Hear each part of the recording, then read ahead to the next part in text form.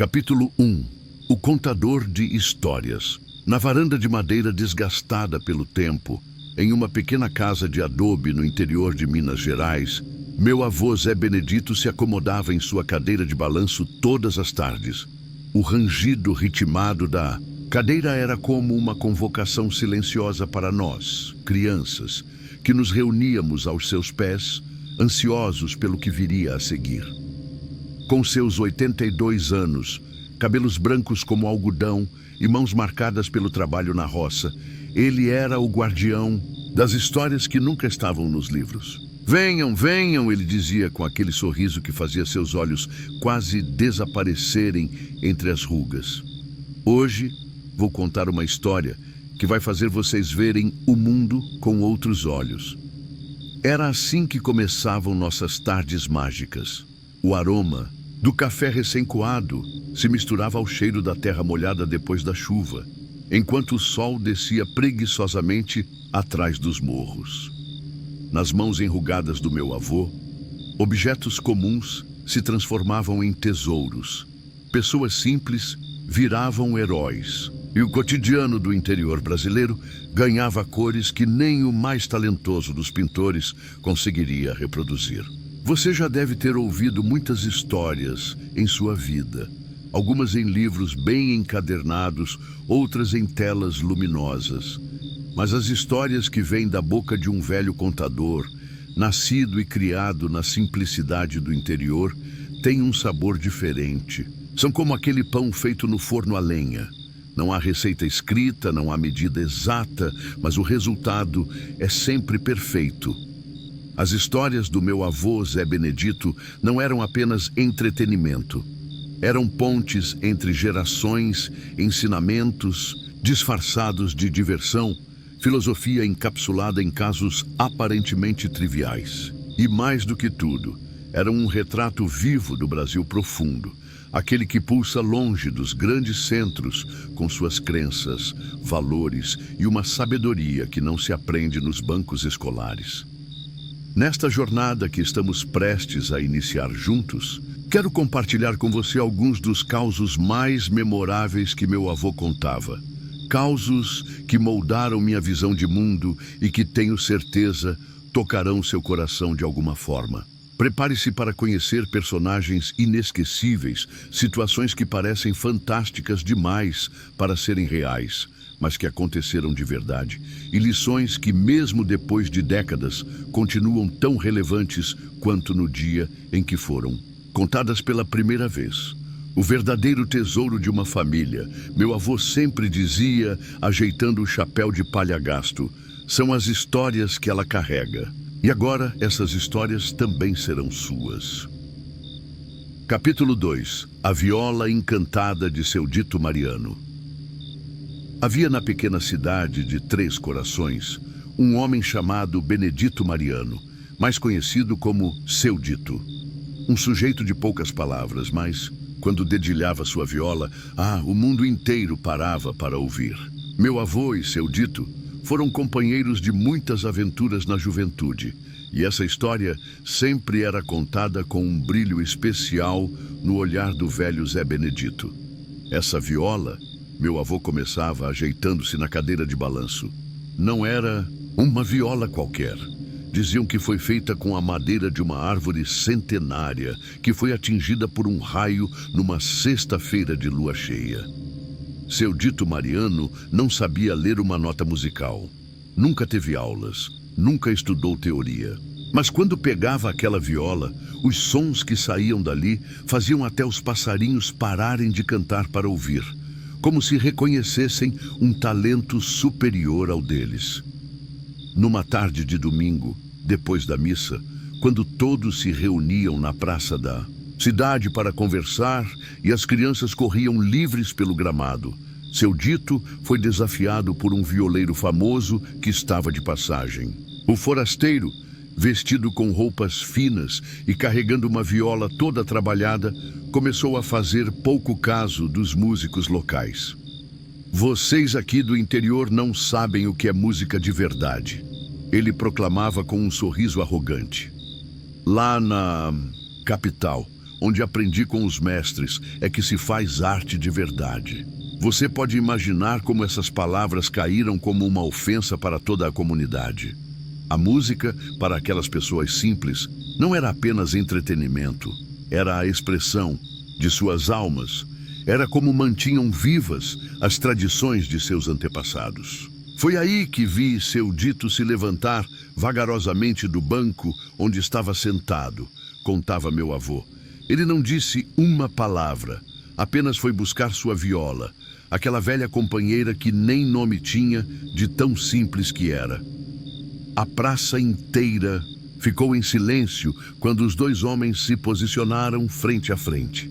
O forasteiro começou, dedilhando sua viola com técnica impressionante, fazendo floreios e exibindo toda a sua habilidade. As pessoas aplaudiram educadamente quando ele terminou. Então, foi a vez de seu dito. Com suas mãos calejadas pelo trabalho na roça, ele começou devagar, quase hesitante. Mas logo, os primeiros acordes se transformaram numa melodia que ninguém ali jamais tinha ouvido. Não era apenas música, era o som da chuva caindo nos telhados de zinco, era o murmúrio do riacho que cortava a cidade, era o vento balançando as folhas dos ipês na primavera. Sabe o que aconteceu? Meu avô sempre fazia uma pausa dramática nessa parte. O tal violeiro da cidade grande começou a chorar. Chorar como criança. E quando seu dito terminou, ele não conseguiu dizer uma palavra. Apenas se ajoelhou e beijou as mãos daquele homem simples do interior. Meu avô contava que, anos depois, descobriram o segredo de seu dito mariano. Todas as manhãs, antes do nascer do sol, ele levava sua viola para o alto do morro e tocava para a natureza. Dizia que não era ele quem criava a música, mas apenas traduzia para a viola o que os pássaros, o vento e as árvores lhe ensinavam. A diferença, concluía meu avô com um sorriso sábio, é que o violeiro da cidade tocava com os dedos, mas seu dito tocava com a alma. E quando você faz qualquer coisa com a alma, meu filho, não há técnica no mundo que possa competir com isso. Esta história sempre me faz pensar em como, muitas vezes, subestimamos a sabedoria e o talento que existem na simplicidade. Em um mundo que valoriza diplomas e certificações, as pessoas, como seu dito mariano, nos lembram que algumas das habilidades mais extraordinárias nascem da conexão genuína com aquilo que fazemos, da prática diária alimentada pela paixão, e não necessariamente dos bancos escolares. E você já encontrou sua viola encantada? Aquela coisa que, quando você faz, parece que o tempo para e o mundo inteiro se rende à magia que você cria? Capítulo 3. O mistério da nascente que secou. O homem pensa que manda na natureza, dizia meu avô coçando o queixo, mas é a natureza que dá as cartas. Esta história aconteceu em meados dos anos 60, quando a pequena cidade de Serra Azul começou a crescer mais rapidamente do que suas estruturas podiam suportar. No centro de toda essa transformação estava o Córrego das Almas, um riacho cristalino que cortava a cidade e que, desde a fundação do povoado, havia sido a principal fonte de água para todos os moradores. O prefeito da época, Juvenal Peixoto, homem de visão progressista, mas pouco conectado com os costumes locais, decidiu que, para modernizar a cidade, seria necessário canalizar o córrego e construir sobre ele uma avenida principal, que facilitaria o tráfego e embelezaria o centro urbano. Os mais velhos da cidade, incluindo Dona Cotinha, a benzedeira respeitada por todos, alertaram que aquela água era sagrada. Segundo as histórias passadas de geração em geração, o Córrego das Almas nascia de uma fonte encantada, protegida por entidades da floresta que só permitiam que a água corresse enquanto os humanos a respeitassem. Mas quem acredita em histórias de velhos em tempos de progresso? Meu avô balançava a cabeça, relembrando a arrogância daqueles dias. O prefeito seguiu com seu plano. Grandes máquinas chegaram à cidade, o córrego foi canalizado com tubos de concreto e sobre ele ergueu-se uma ampla avenida com postes de luz e calçadas largas. Os mais jovens celebravam o progresso, enquanto os anciãos observavam em silêncio, respeitoso, mas carregado de preocupação. 3 dias após a inauguração da avenida, algo estranho começou a acontecer. A água que saía das torneiras das casas ficou turva. No 5º dia, ganhou um gosto amargo. No 7º dia, simplesmente parou de correr. Técnicos foram chamados da capital. Examinaram os encanamentos, verificaram a estação de tratamento recém-construída, procuraram vazamentos. Nada explicava o mistério. Até que alguém sugeriu verificar a nascente do Córrego das Almas, na Serra do Jatobá, a poucos quilômetros da cidade. O que encontraram lá deixou todos perplexos. A nascente, que por séculos jorrou água abundante, mesmo nas piores secas que a região já enfrentou, estava completamente seca.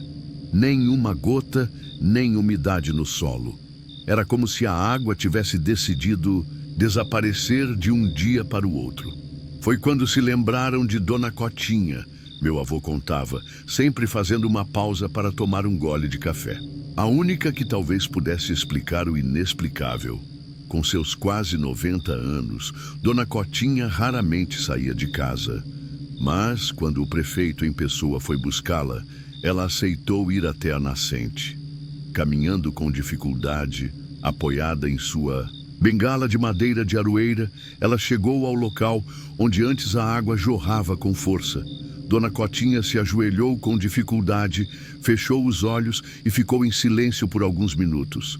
Depois, tirou de um saquinho de pano algumas ervas, um pouco de fumo de corda e uma fitinha vermelha. Fez suas orações em voz baixa, deixou as oferendas sobre uma pedra e então se virou para o prefeito e os demais presentes. A água não morreu, ela disse com voz firme, apesar da idade. Ela está apenas escondida, ofendida. Vocês cobriram o caminho dela com cimento e vergonha, sem pedir licença, sem oferecer respeito. A água é viva, tem espírito, e espírito ofendido se retira. O prefeito, homem prático e pouco dado a crenças populares, perguntou o que poderia ser feito. A cidade inteira estava sem água há dias e as soluções técnicas haviam falhado. Devolvam a dignidade ao córrego, respondeu Dona Cotinha. Não precisa destruir a avenida, mas criem um caminho onde a água possa correr livre, ao menos em parte de seu trajeto. Façam um parque, plantem árvores nativas nas margens. Proíbam que joguem lixo e sujeira e, principalmente, peçam perdão. Você pode pensar que esta história é apenas uma lenda, um desses causos inventados para ensinar uma lição.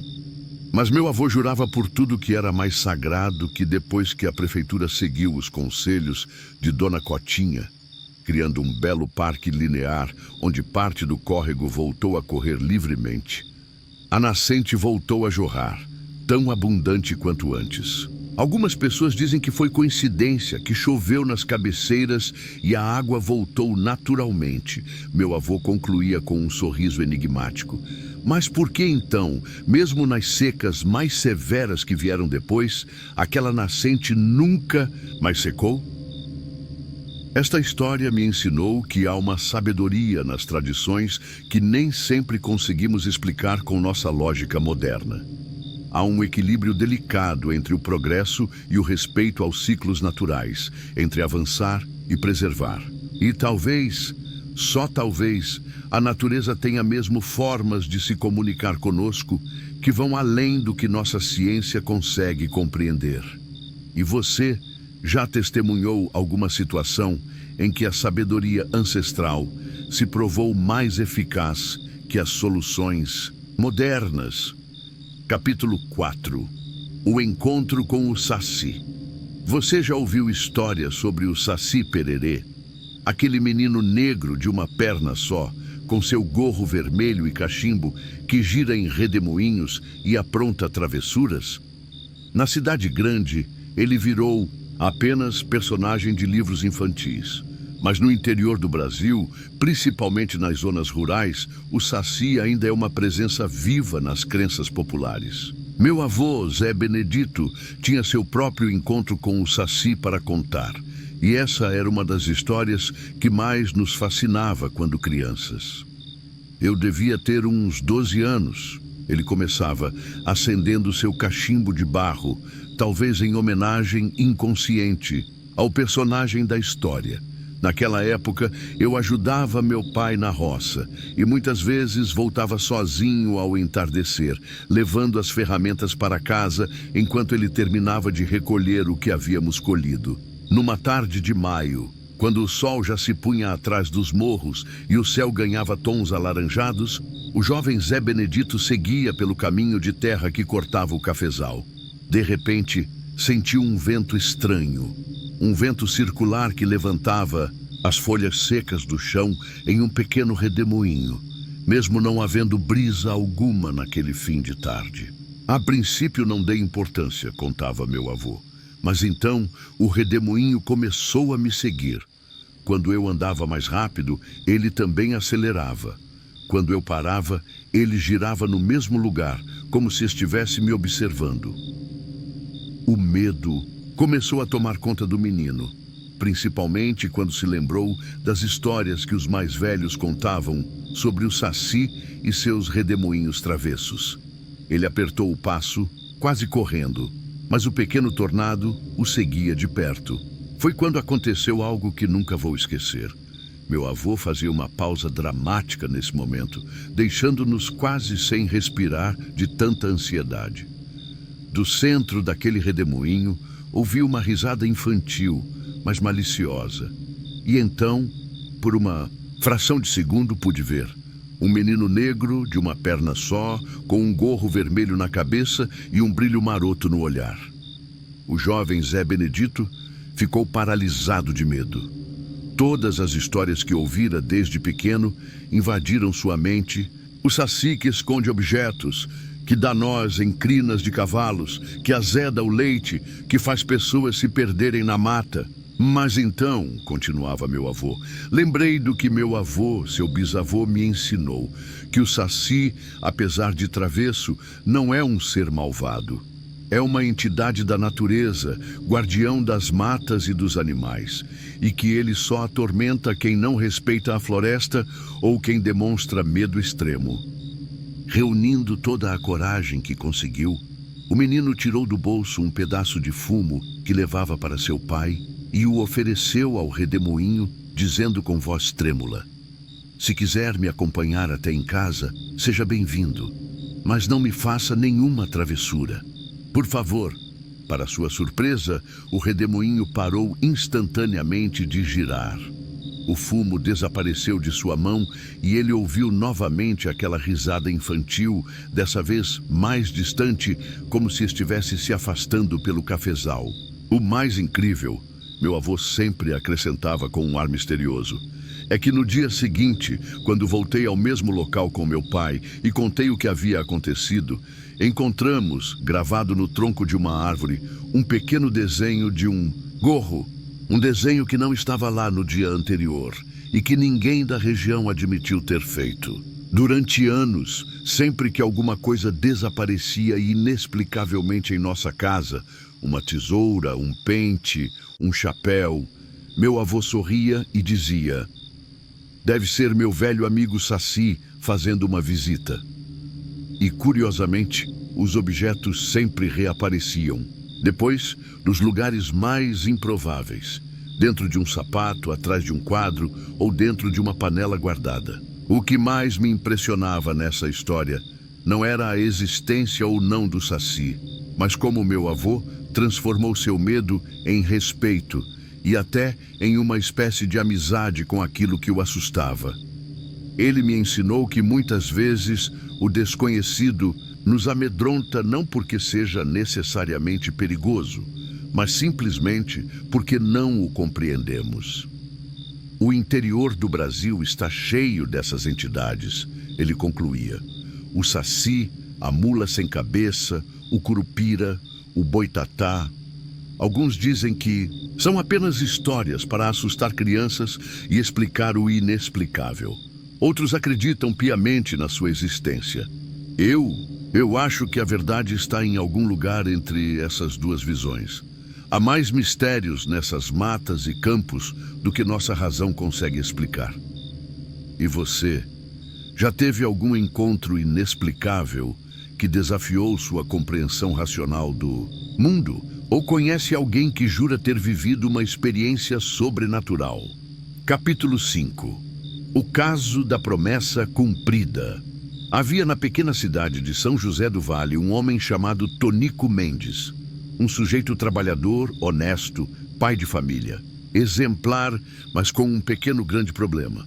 Era teimoso como uma mula empacada. Quando botava algo na cabeça, não havia santo que o fizesse mudar de ideia. O Tonico, meu avô começava a contar enquanto balançava suavemente em sua cadeira, tinha um sonho antigo de construir a casa mais bonita daquela região para sua esposa, Dona Zulmira, que o acompanhava desde os tempos em que não tinham nem onde cair mortos. Com muito sacrifício, Tonico juntou dinheiro durante anos, comprou um terreno no alto da colina, com vista para toda a cidade, e começou a erguer sua casa dos sonhos. Contratou o melhor mestre de obras da região, comprou materiais de primeira qualidade e supervisionava pessoalmente cada detalhe da construção. Mas havia um problema. Bem no meio do terreno existia uma árvore centenária, um jequitibá rosa majestoso que, segundo os mais velhos da cidade, era sagrado e abrigava espíritos protetores do lugar. Corta essa árvore, disseram alguns. Constrói a casa em volta dela, sugeriram outros. Mas para Tonico, nenhuma das opções servia. A árvore atrapalhava seus planos de ter a varanda mais espaçosa da região, de onde poderia ver o nascer e o pôr do sol. Dona Cotinha, a benzedeira respeitada por todos, a mesma da história da nascente, foi pessoalmente conversar com Tonico. Essa árvore é mais antiga que a própria cidade, ela advertiu. Quem mexe com ela, mexe com forças que não compreende. Mas a teimosia de Tonico falou mais alto. Em uma manhã de domingo, quando todos estavam na missa, inclusive sua esposa, que não aprovava sua decisão, ele contratou 2 homens de fora da cidade para derrubar o jequitibá. Em poucas horas, o gigante que havia testemunhado gerações jazia no chão. Dizem que no momento exato em que a árvore caiu, contava meu avô baixando a voz, como quem revela um segredo, um trovão cortou o céu, mesmo sendo um dia de sol, sem nenhuma nuvem à vista. A construção da casa continuou e em menos de 1 ano ela estava pronta, exatamente como Tonico havia sonhado. Grande, imponente, com a varanda mais espaçosa que aquela cidade já vira, de onde se podia admirar toda a região. Na festa de inauguração, com quase toda a cidade presente, exceto Dona Cotinha, que educadamente recusou o convite, Tonico estava radiante. No auge da celebração, ergueu sua taça e fez um brinde. Diziam que esta casa traria azar por causa daquela árvore velha. Mas olhem só. Está aqui mais bonita do que eu sonhei e nada de ruim aconteceu. Naquela mesma noite, depois que todos os convidados foram embora, Tonico sentou-se sozinho na famosa varanda para admirar as estrelas. Era uma noite quente de verão, sem vento. De repente, ele ouviu um estalo, depois outro e mais outro. Antes que pudesse entender o que estava acontecendo, o piso da varanda cedeu completamente, levando-o junto. A queda não foi fatal, mas deixou Tonico com as 2 pernas quebradas. Durante os 6 meses em que ficou acamado, algo estranho começou a acontecer. A casa, tão sólida e bem construída, parecia estar se desmanchando aos poucos. Rachaduras surgiam nas paredes sem explicação. O telhado, mesmo após vários reparos, continuava a ter goteiras. As portas empenavam. As janelas não fechavam direito. Foi quando Tonico teve um sonho, continuava meu avô. Sonhou com o Jequitibá, de pé novamente, e ao redor dele, vários seres luminosos que o encaravam sem dizer palavra. Ao acordar, Tonico chamou sua esposa e fez algo que surpreendeu a todos que o conheciam. Admitiu que estava errado. Prometeu que, assim que pudesse andar novamente, plantaria 100 mudas de Jequitibá rosa na região e criaria uma área de preservação em sua propriedade. E assim ele fez. Com a mesma determinação com que antes insistira em derrubar a árvore centenária, Tonico agora se dedicava a reflorestar a colina. Curiosamente, à medida que as árvores jovens cresciam, os problemas da casa foram desaparecendo. As rachaduras se fecharam, o telhado parou de vazar, as portas e janelas voltaram a funcionar perfeitamente. Antes de falecer, muitos anos depois, Tonico transformou sua propriedade em um parque ecológico, com trilhas educativas, onde as crianças da região aprendiam sobre a importância de preservar a natureza. E no centro desse parque, bem onde ficava o Jequitibá original, crescia agora uma nova árvore da mesma espécie, já robusta e forte, como se tivesse pressa em alcançar a magnitude de sua ancestral. Alguns chamam de coincidência, outros de justiça poética, meu avô concluía. Eu prefiro pensar que é simplesmente o equilíbrio natural das coisas se restabelecendo. Quando reconhecemos nossos erros e fazemos um esforço genuíno para repará-los, o universo conspira a nosso favor. Esta história sempre me lembrou que nunca é tarde para admitir um erro e mudar de direção.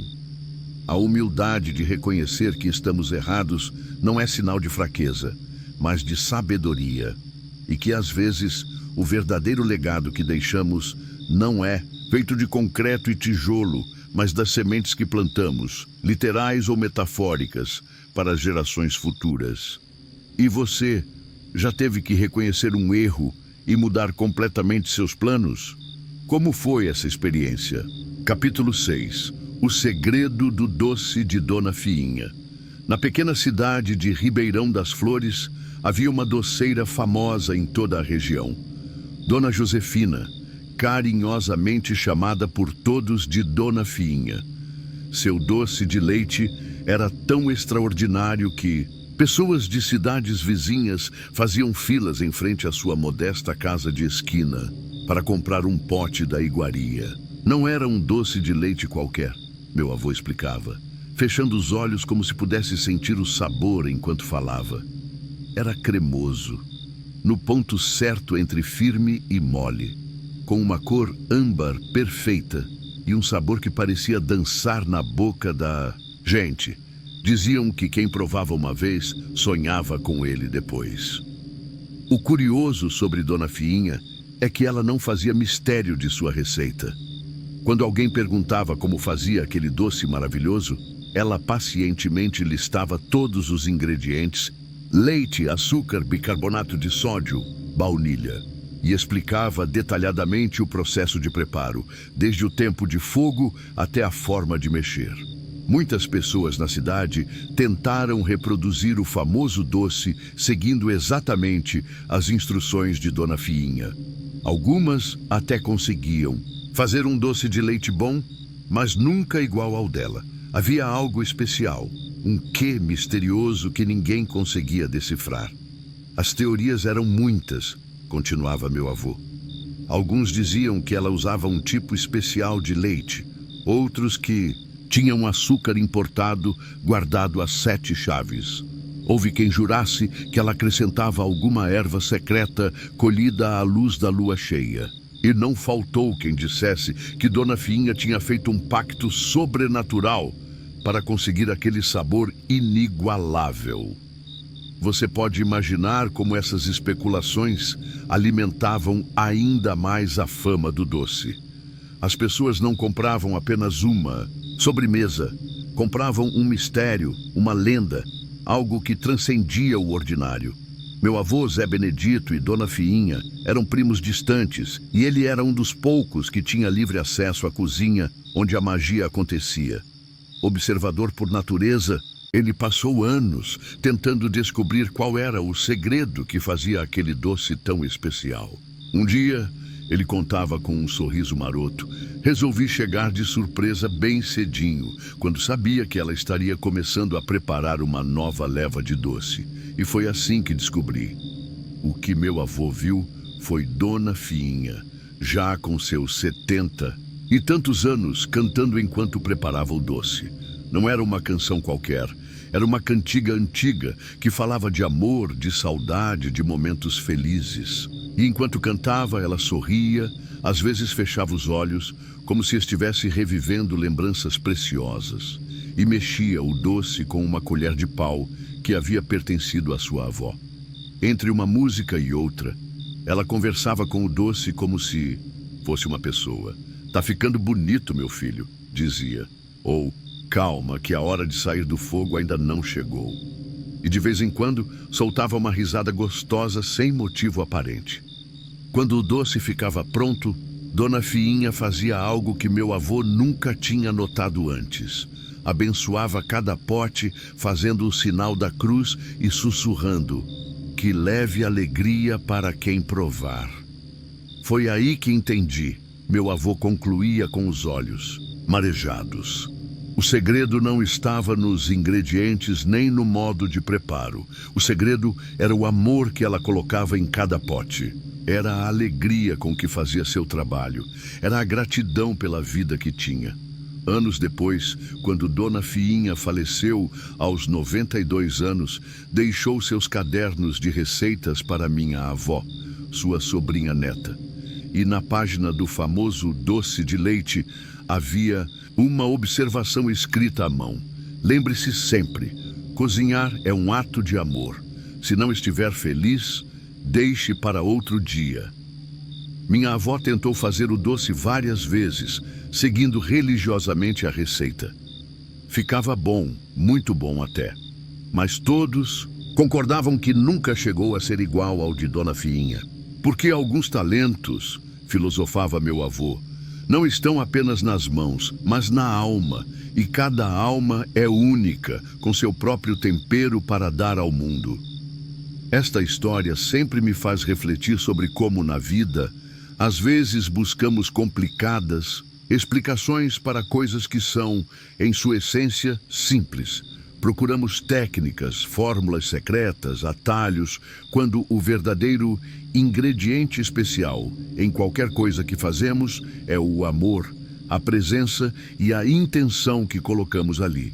E você já percebeu como o mesmo prato, feito pela mesma receita, tem sabor diferente dependendo de quem o prepara e do estado de espírito dessa pessoa. Capítulo 7. A Corrida Impossível, de Neco Barbosa. Para entender esta história, meu avô começava ajeitando o chapéu. Você precisa entender quem era Neco Barbosa. Manuel Neco Barbosa era o homem mais rápido que já existiu naqueles interiores de Minas Gerais. Não havia cavalo que ele não domasse, nem distância que não percorresse em tempo recorde. Nas festas juninas, era sempre ele quem ganhava. As corridas de saco, as competições de ovo na colher e qualquer outro desafio que envolvesse velocidade e destreza. Neco não era um homem grande. Pelo contrário, era mirrado, com pernas finas como gravetos. Mas aquelas pernas escondiam músculos de aço, forjados nos campos onde corria atrás do gado desde menino. E mais importante que sua força física, era sua determinação. Quando Neco dizia que ia fazer algo, podia se considerar feito. Em 1947, prosseguia meu avô, certificando-se de que a data estava correta. Houve uma grande seca na região, tão forte que o Ribeirão do Fundão, que nunca havia secado em toda a história conhecida, virou apenas um rastro de lama rachada. As lavouras morreram, o gado começou a sucumbir e as pessoas da pequena São Mateus do Oeste estavam desesperadas. Foi quando chegou a notícia. O governo havia enviado remédios e suprimentos para a cidade vizinha de Três Corações, a 50 quilômetros de distância. Entre os itens, havia vacinas contra a febre amarela, que começava a se espalhar por conta das condições precárias causadas pela seca. O problema era como buscar esses suprimentos. As estradas estavam quase intransitáveis. Os poucos cavalos que restavam estavam fracos demais para a viagem. E o único carro da cidade havia quebrado tentando passar por um trecho particularmente difícil dias antes. Foi quando Neco Barbosa se levantou, no meio da reunião na igreja matriz. Contava meu avô com admiração na voz. "Eu vou a pé", ele disse simplesmente. "Saio agora e volto amanhã com os remédios." Todos protestaram. Era loucura. 50 quilômetros de ida e mais 50 de volta, em menos de 24 horas, sob o sol escaldante, por estradas destruídas, carregando peso. Impossível. Mas Neco já estava decidido. Calçou suas alpercatas de couro, amarrou um lenço molhado no pescoço, pegou um cantil de água e um punhado de rapadura para dar energia e partiu antes que o sol nascesse. "Que Deus o acompanhe, filho", disse sua mãe, benzendo-o na porta de casa. "Volte vivo, é só o que peço." O dia amanheceu impiedoso, como todos naquele período de seca. O termômetro na farmácia marcava 38 graus à sombra antes mesmo das 10 da manhã. A poeira vermelha subia com cada passo e o ar parecia denso demais para os pulmões. Na cidade, as horas se arrastavam. Alguns apostavam que Neco voltaria pelo caminho, vencido pelo calor e pela impossibilidade da tarefa. Outros rezavam, esperando um milagre. Todos sabiam que vidas dependiam daqueles remédios. Ao anoitecer, não havia sinal de Neco. A preocupação começou a se transformar em luto antecipado. "Pobre rapaz, morreu tentando ser herói", diziam alguns. A mãe de Neco ficou em vigília na porta de casa, recusando-se a entrar, os olhos fixos na estrada que saía da cidade. Foi quando ouvimos. Meu avô baixava a voz, como se estivesse revelando um segredo sagrado. Primeiro achamos que era o vento, mas não havia vento naquele dia escaldante. Era um cântico distante, que foi ficando mais forte. As mulheres começaram a sair às portas, depois os homens, e logo toda a cidade estava na rua principal, olhando na direção de onde vinha. O som. No horizonte, uma figura solitária apareceu, caminhando firme, apesar do evidente cansaço. Nas costas, uma trouxa grande e nos lábios, um cântico antigo que os mais velhos reconheceram como uma canção de trabalho dos tempos da escravidão. Um ritmo que ajudava a manter o passo e distrair da dor. Era Neco Barbosa, voltando como prometera, trazendo não apenas as vacinas, mas também outros medicamentos e até algumas sementes que havia conseguido para quando a chuva voltasse. Ele chegou sem alarde, continuava meu avô. Entregou a trouxa para o farmacêutico, bebeu um pouco de água que lhe ofereceram e desmaiou ali mesmo na frente de todos. Neco dormiu por 2 dias inteiros. Quando acordou, contou que havia chegado a Três Corações em 12 horas de caminhada ininterrupta. Pegou os suprimentos e, após descansar apenas 2 horas, iniciou o caminho de volta, temendo pela vida de uma criança em particular, o pequeno João Camilo, que estava com febre alta e precisava urgentemente da medicação. O mais incrível, meu avô sempre acrescentava, é que quando perguntaram como ele tinha conseguido tal façanha, Neco respondia sempre a mesma coisa. "Eu apenas coloquei um pé na frente do outro, sem pensar muito no quanto faltava. E quando achei que não conseguiria mais, imaginei os rostos das pessoas que estavam esperando e isso me deu força para mais um passo, e depois mais um. E assim fui chegando." Neco Barbosa nunca quis reconhecimento por seu feito. Recusou homenagens e, anos depois, quando um jornalista de Belo Horizonte veio entrevistá-lo sobre a corrida impossível, ele se escondeu no paiol e mandou dizer que tinha ido pescar. Para ele, não havia nada de extraordinário no que fez.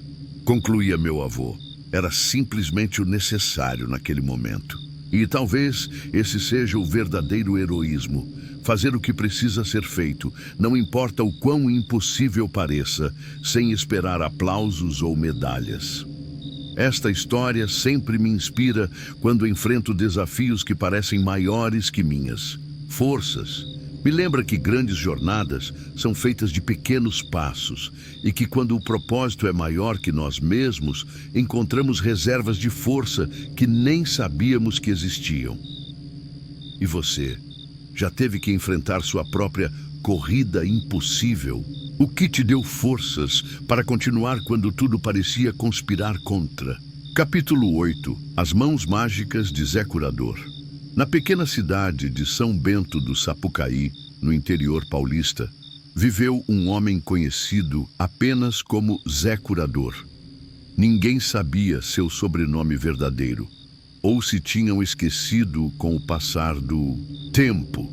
O que todos sabiam, porém, era que suas mãos possuíam um dom extraordinário, o poder de curar. Não era um médico formado, meu avô explicava, nem tinha estudado em livros. Seu conhecimento vinha de outra fonte, parte tradição.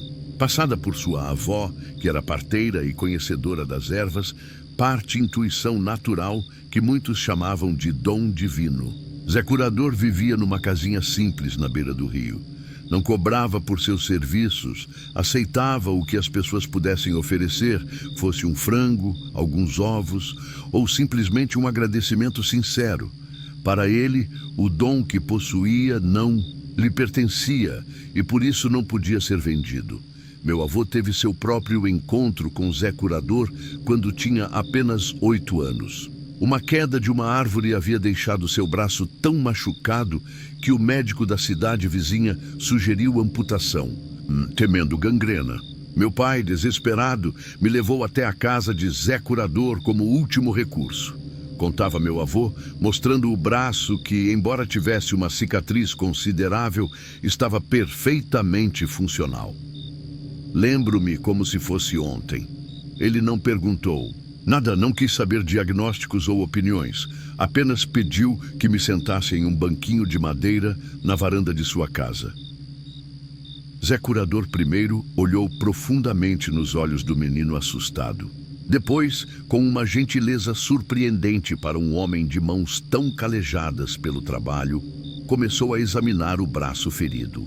Não houve procedimentos invasivos, nenhum instrumento afiado, nenhuma substância misteriosa. Apenas aquelas mãos, que pareciam irradiar um calor reconfortante.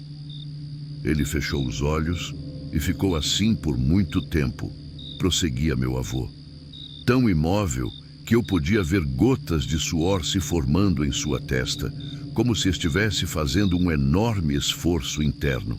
Suas mãos tremiam levemente e, de vez em quando, ele murmurava palavras que eu não conseguia entender. Depois de quase 1 hora nesse processo, Zé Curador finalmente abriu os olhos, parecendo exausto.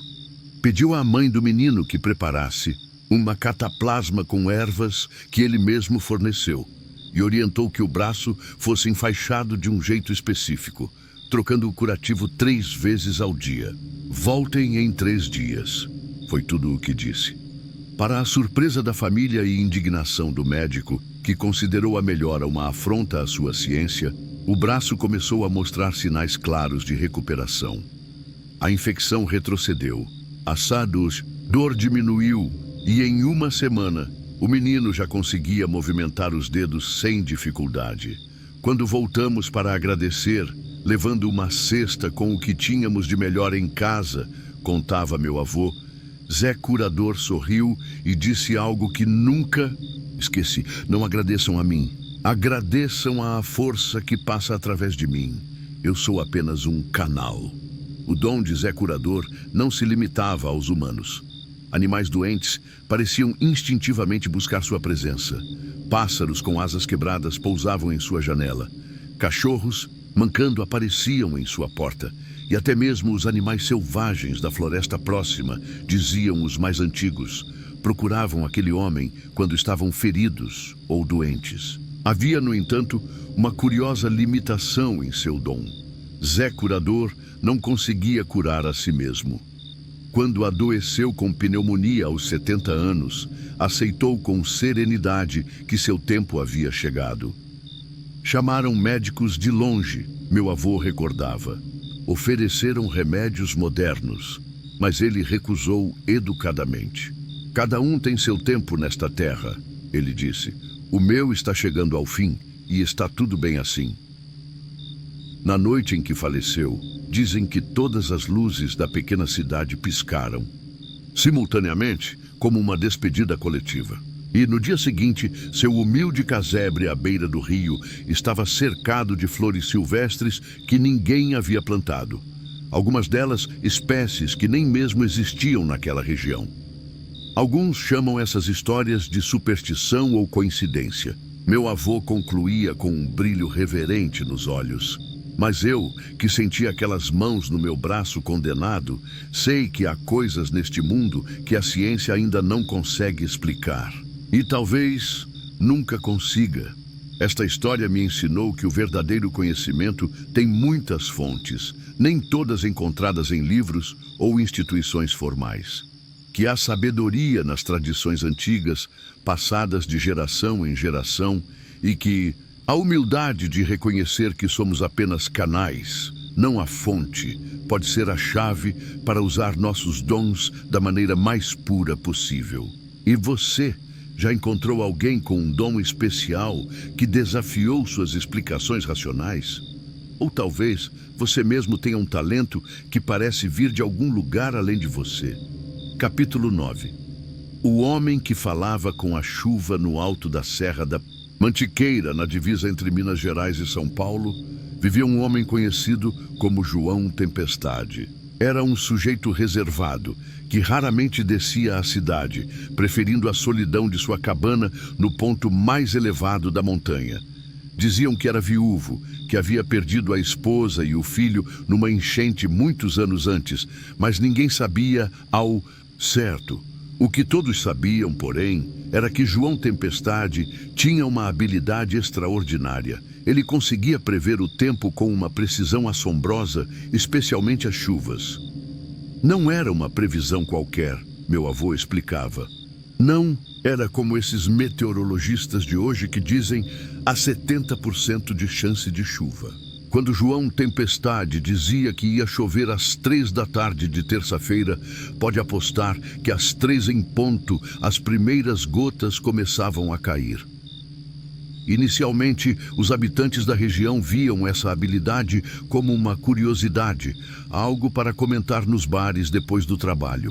Mas com o tempo, conforme sua precisão se mostrava infalível, as pessoas começaram a depender das previsões de João Tempestade para planejar o plantio, a colheita, festas ao ar livre e qualquer atividade que pudesse ser afetada pelo clima. Meu avô, que na época era um jovem agricultor tentando se estabelecer na região, conta que sua primeira safra foi salva graças a João Tempestade. Todos estavam se preparando para colher naquela semana, seguindo o calendário normal. Ele recordava. Mas João Tempestade desceu a montanha numa segunda-feira, algo que raramente fazia. E foi de fazenda em fazenda com um recado. Colham tudo até quarta à noite. Na quinta de madrugada vem uma tempestade como não se vê há 20 anos. Alguns fazendeiros riram, outros ignoraram o aviso. Mas meu avô, por alguma intuição ou talvez por respeito ao velho solitário, decidiu seguir o conselho. Mobilizou todos os trabalhadores disponíveis, pagou horas extras e conseguiu colher toda a sua plantação até o final do dia de quarta.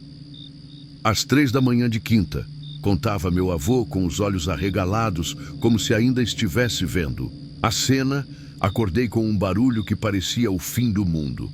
O céu desabou de um jeito que nunca tinha visto.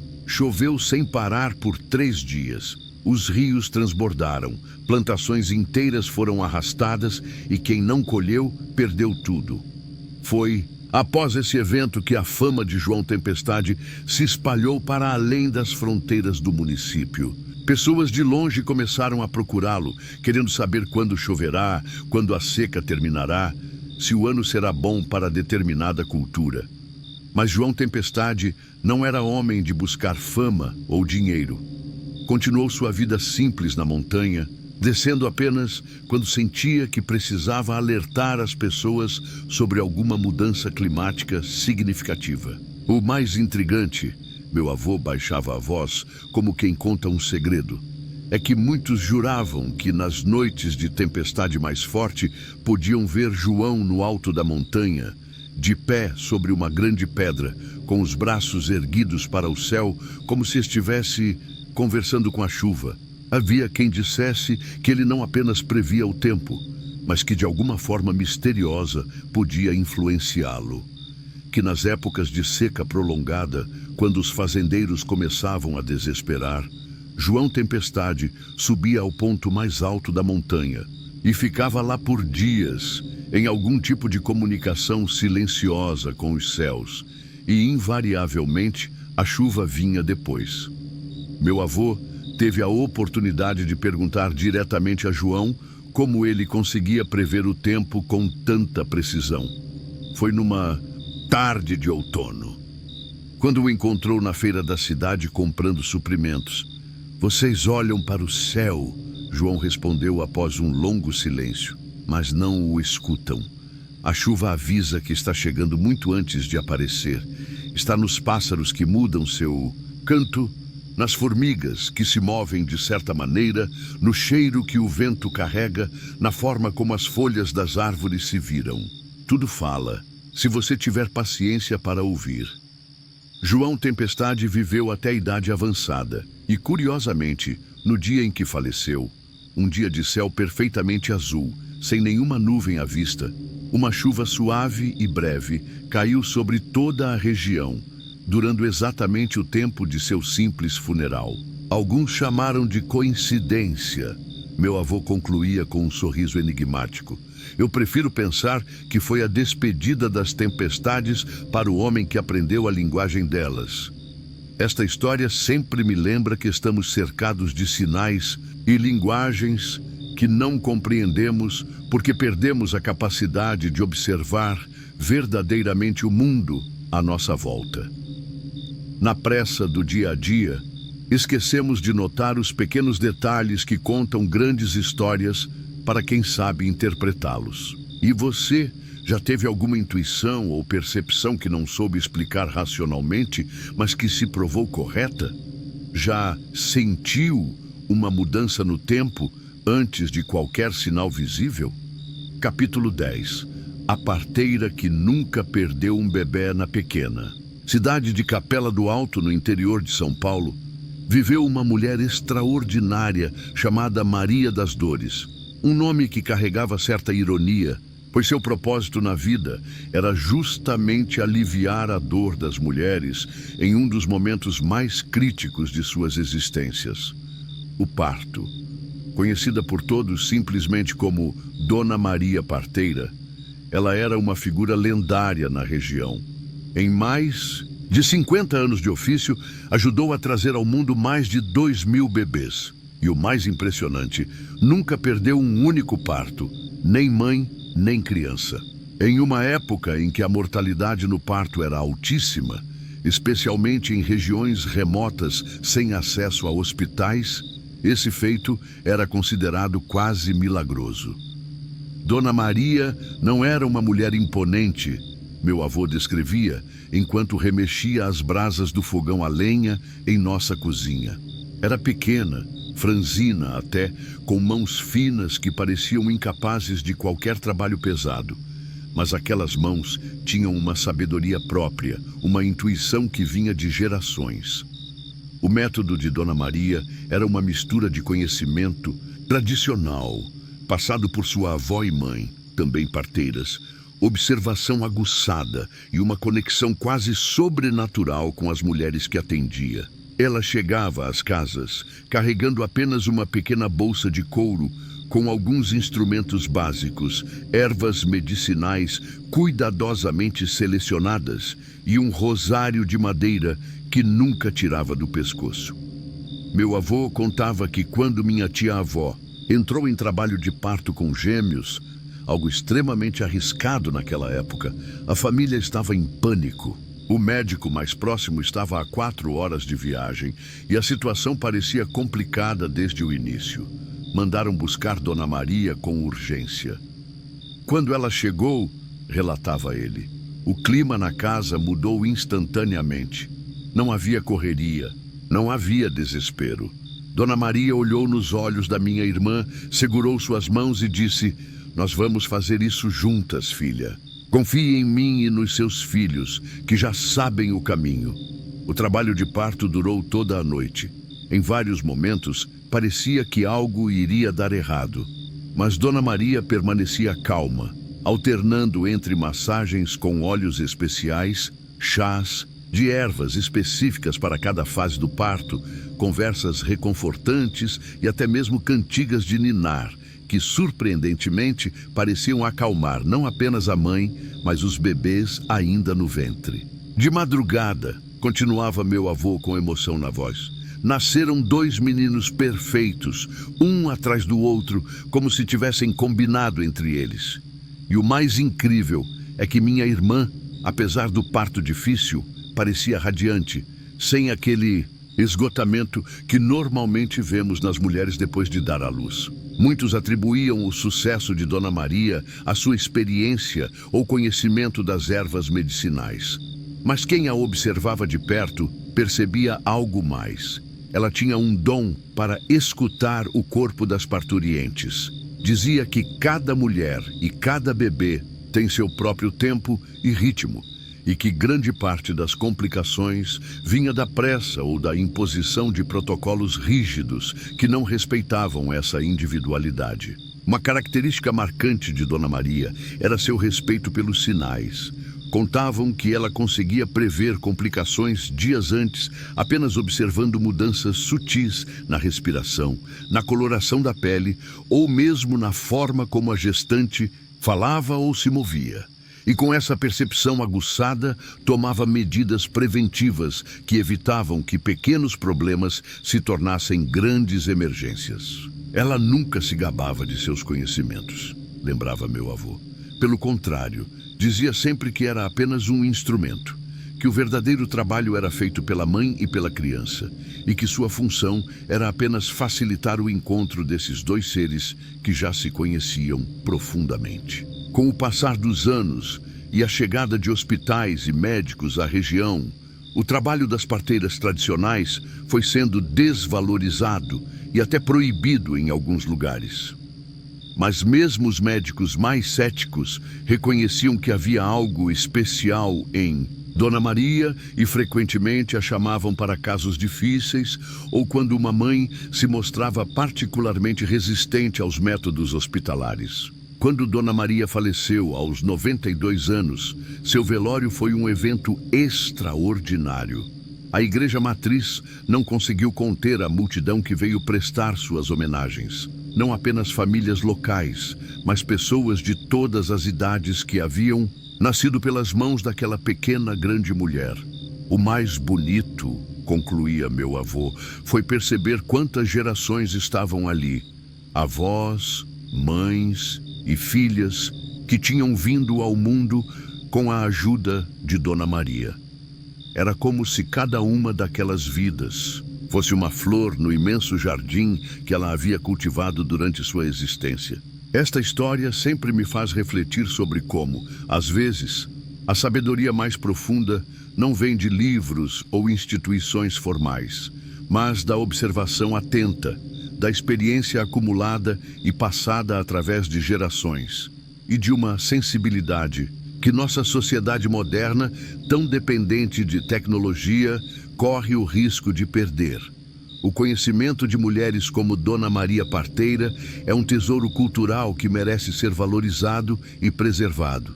E você conhece algum guardião ou guardiã de saberes tradicionais em sua comunidade? Alguém cujo conhecimento, passado de geração em geração, ainda faz diferença na vida das pessoas? Capítulo 11. A Dança da Chuva, de Joaquim Trovão. Havia na pequena cidade de Espigão do Oeste um homem conhecido como Joaquim Trovão. O apelido não vinha de sua voz, que era suave como brisa, mas da incrível coincidência que parecia segui-lo. Sempre que Joaquim dançava, o céu trovejava e a chuva caía. Não era uma dança qualquer, explicava meu avô, ajeitando-se na cadeira. Era um bailado antigo que ele dizia ter aprendido com seu avô, que por sua vez aprendeu com índios que habitavam a região muito antes dos colonizadores chegarem. Durante décadas, a comunidade tratou essa peculiaridade de Joaquim como mera superstição ou coincidência. Ele mesmo nunca fez alarde sobre isso, preferindo viver discretamente como marceneiro, confeccionando móveis de uma beleza única com a madeira que recolhia após tempestades. Apenas galhos caídos, nunca árvores derrubadas por mãos humanas. Tudo mudou durante a grande seca de 1963. Por mais de 8 meses, nenhuma gota d'água caiu sobre a região. As plantações morreram, o gado começou a definhar e até os poços mais profundos começaram a secar. O desespero tomou conta da comunidade e muitas famílias já preparavam suas poucas posses para migrar em busca de terras menos castigadas. Foi quando o prefeito, homem pragmático e pouco dado a crendices, bateu à porta de Joaquim em uma manhã de domingo. Joaquim, ele disse, eu não acredito em bruxarias ou magias, mas neste momento estou disposto a tentar qualquer coisa para salvar nossa cidade. Os meteorologistas dizem que não há previsão de chuva pelos próximos 2 meses. Se você realmente tem esse dom, por favor, use-o. Joaquim ouviu o pedido em silêncio, o rosto impassível, não revelando qualquer emoção.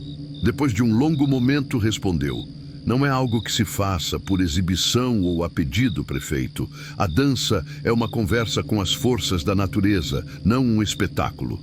Mas ao ver o desespero genuíno no rosto do homem, Joaquim finalmente assentiu.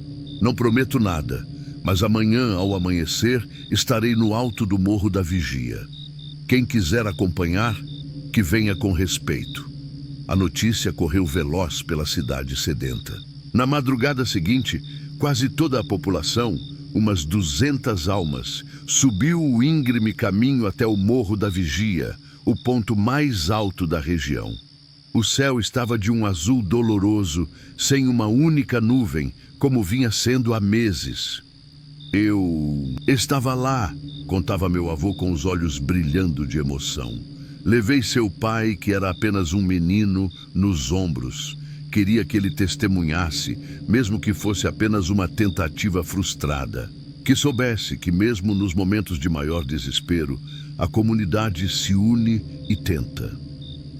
Quando o primeiro raio de sol surgiu no horizonte, Joaquim apareceu. Vinha vestido normalmente, sem qualquer adereço especial ou pintura ritual como alguns esperavam. Em suas mãos, apenas um pequeno tambor feito de tronco oco e couro de animal. Sem dizer palavra, ele fez um sinal para que todos se afastassem, abrindo um círculo ao seu redor. Então, começou a tocar o tambor em um ritmo lento, quase hipnótico. Os primeiros passos de dança eram suaves, mais parecidos com uma caminhada circular do que com um bailado. Gradualmente, o ritmo foi aumentando. Os passos se tornaram mais complexos, os movimentos de Joaquim mais intensos. Seus pés descalços levantavam pequenas nuvens de poeira do chão, ressecado. A batida do tambor agora ecoava pelo vale como um coração pulsante. 1 hora se passou, depois 2. O sol subia no céu. A temperatura aumentava, mas Joaquim não parava. O suor escorria por seu rosto, encharcava sua camisa. Mas O ritmo só ficava mais intenso. As pessoas observavam em silêncio reverente, algumas de joelhos, outras de mãos dadas, todas presas em uma mistura de esperança e descrença. Foi quando notamos, meu avô baixava a voz, como quem conta um segredo, que pequenas nuvens começavam a se formar no horizonte. Primeiro, apenas pontos brancos, depois cada vez maiores, mais escuras, movendo-se em nossa direção. O ar, que antes era quente e seco, começou a ganhar uma densidade diferente. As nuvens cresceram com rapidez surpreendente, enegrecendo o céu que minutos antes estava completamente limpo. Um vento frio começou a soprar, trazendo aquele cheiro característico de terra seca prestes a ser molhada. E então, o primeiro trovão, um estrondo tão potente que fez o chão tremer sob os pés dos presentes. Joaquim, agora em transe completo, intensificou ainda mais sua dança. Seus movimentos já não pareciam humanos. Eram como os de um elemento da natureza, um tornado de carne e osso. O tambor quase não era mais necessário. O ritmo agora vinha dos trovões cada vez mais frequentes.